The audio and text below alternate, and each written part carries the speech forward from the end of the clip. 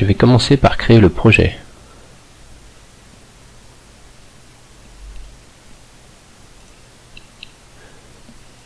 Je l'enregistre dans un nouveau dossier.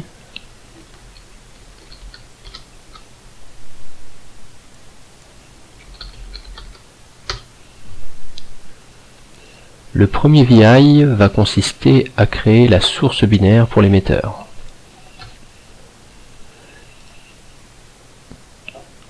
On démarre avec une chaîne, changer en commande, et je l'appelle message. Cette chaîne est ensuite transformée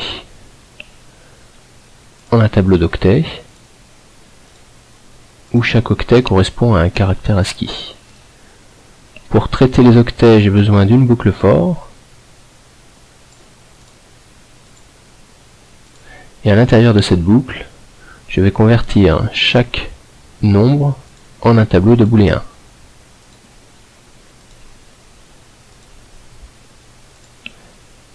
La sortie de ce tableau est un tableau de booléen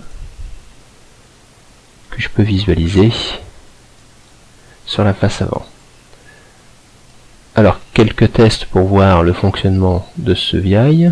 Si je mets un seul caractère dans le message, 1 en ASCII correspond au code 31 hexadécimal,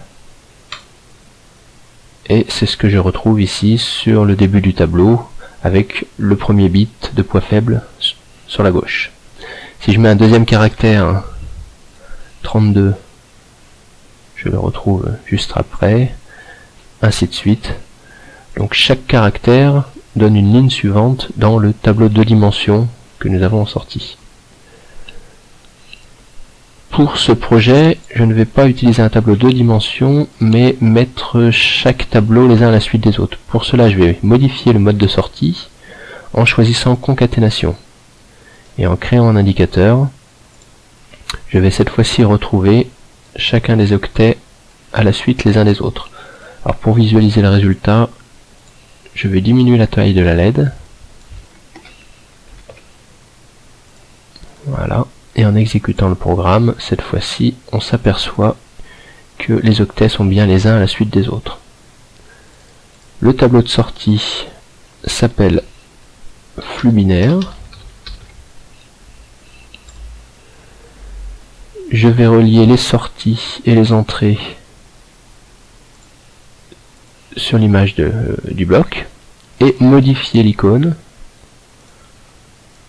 de manière à voir apparaître son nom, qui est ici source.